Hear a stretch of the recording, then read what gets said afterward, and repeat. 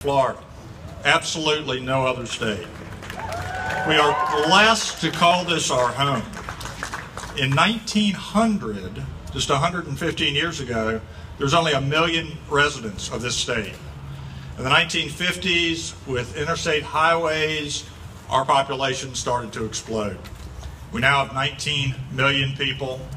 Demographers predict that we will add an additional 4 million Floridians over the next 15 years. Now, our climate and our low taxes and our sunshine have attracted retirees and young people alike for many years. Fouled lakes and rivers denigrate the beauty and serenity of our home. As you all know, action is needed.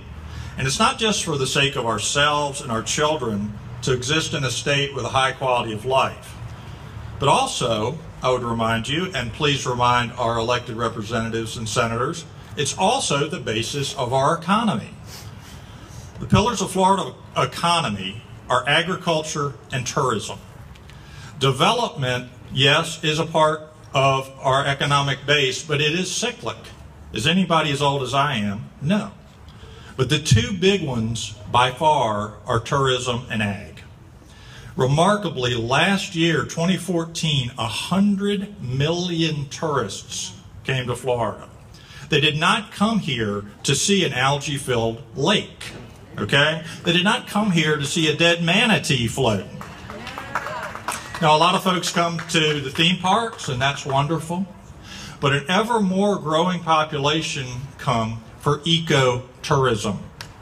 International figures will tell you that ecotourism is exploding around the world, and Florida is the #1 destination for wildlife viewing.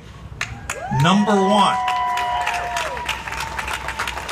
In 2011, $5 billion were pumped into our state's economy by people coming from outside of Florida to see our natural wonders. These are not small figures.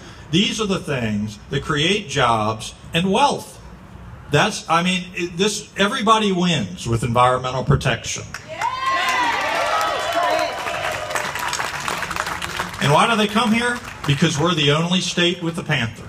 We're the only state, generally, with the manatee, snail kites, tarpon, bald eagles. Freshwater springs of my home, North Florida, are a jewel, ecological jewel, as Jim said. Sugar sand beaches of the Panhandle, estuaries of the peninsula, on the Gulf, and in the Atlantic make us special, as do, obviously, our remaining forest lands and our ranch lands of Central Florida.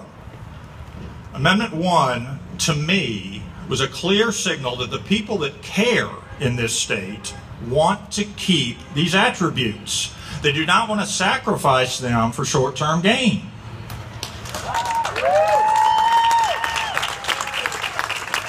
So I will end by saying thank you so much for being here.